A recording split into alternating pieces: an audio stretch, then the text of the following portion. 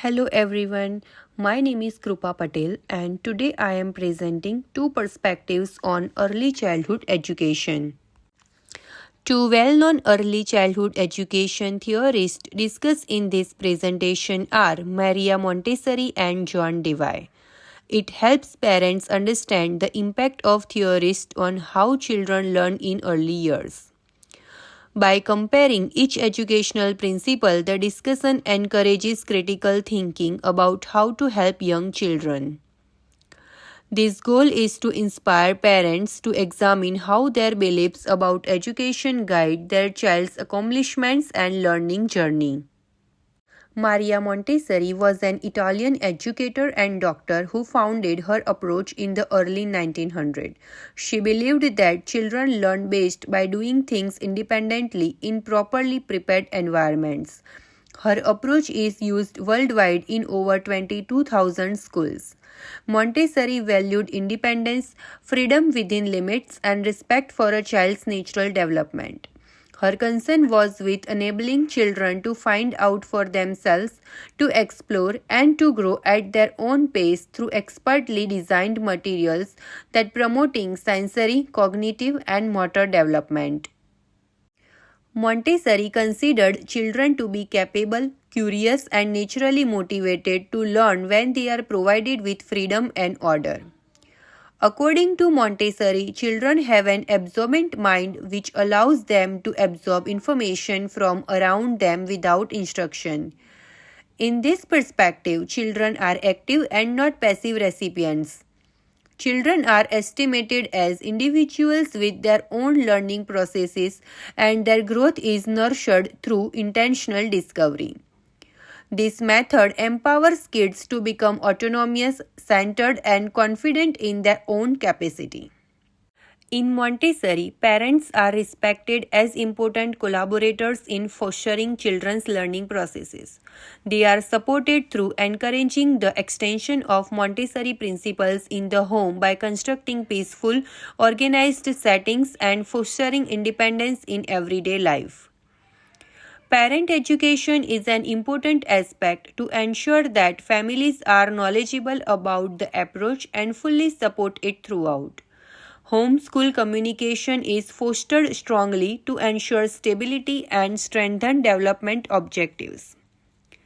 This perspective places parents as partners who foster the child's development outside of the classroom environment. Montessori believed that children develop naturally in stages that are referred to as sensitive periods, times when children are particularly receptive to acquiring particular skills. These periods inform the teacher about which materials and activities would be appropriate for each child. Development is integrated physical, social, emotional, and intellectual development. She stressed that children learn by movement, repetition, and sense perception. Progress is personalized, enabling children to progress in line with readiness rather than age or outside expectation, promoting rich, meaningful learning. Montessori classrooms are peaceful, ordered, and full of natural materials set up to facilitate child-directed learning. Classrooms are divided into specific areas of practical life, sensorial, mathematics, language, and culture that allow children to have a freedom of choice. Materials are self-correcting and arranged in sequence to correspond with developmental progress. The curriculum is dictated by the child's interest and level of development, not by a set of timetable. Teachers set up the area to support independence, focus, and a feeling of responsibility, so the environment itself becomes the focus point of the learning process. Teachers in a Montessori classrooms are facilitators or guides and not conventional teachers. They observe individual children very closely and provide guidance at the appropriate time without disrupting the learning process. They present materials when the child indicates readiness and then withdraw to provide independent exploration opportunities. Montessori teachers are trained to design environments that encourage self-exploration and promote intense concentration.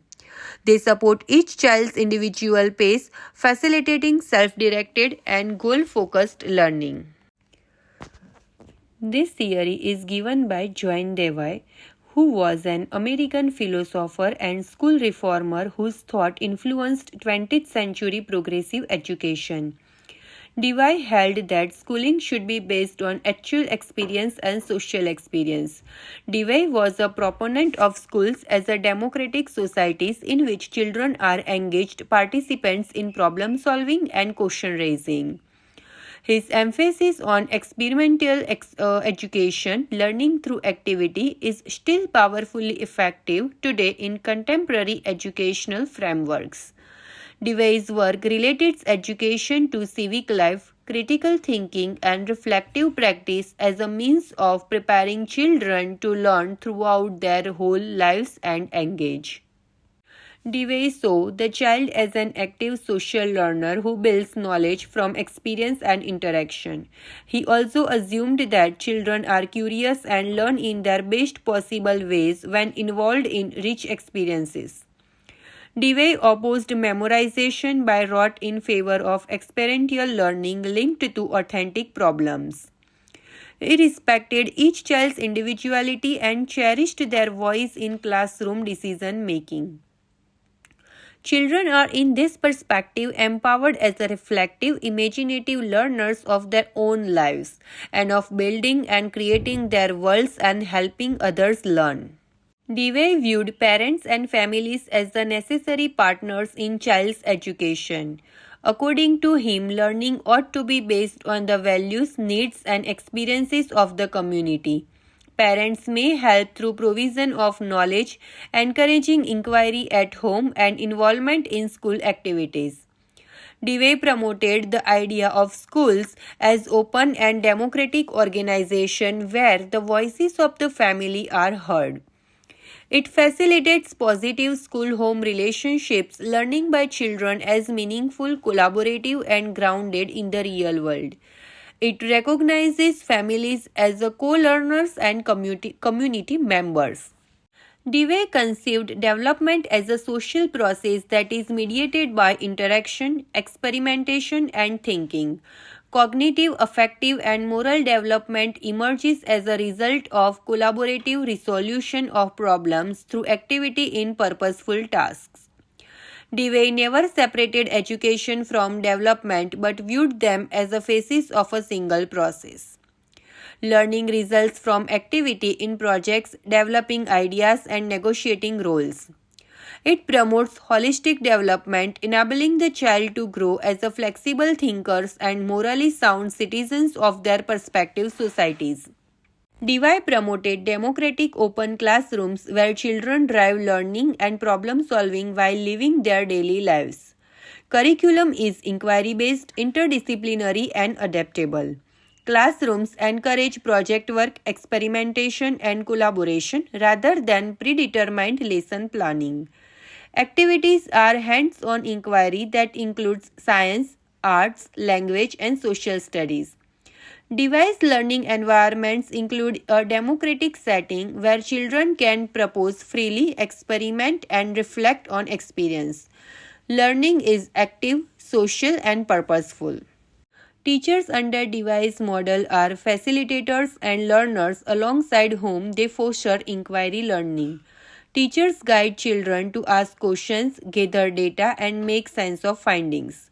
Teachers translate experience to serve the needs of individuals and groups and cultivate critical thinking as well as cooperation.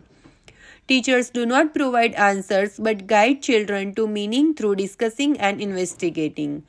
The teacher is responsive, active, and democratic one, attempting to help children see the connection between schooling and the need and experience of their everyday lives. Both Montessori and Dewey are child-centered but differ in a form and social orientation. Montessori offers quiet, orderly, individual discovery, whereas Dewey encourages cooperative, community-oriented learning. Montessori parents are seen as the typical advocates, whereas Dewey encourages them to be community partners. Montessori teachers work unseen, Dewey's teachers co-learn and converse. Both models influence classroom design, teacher training, and family interaction with services. Services may incorporate elements to be effective with the diverse learners and the families. Thank you.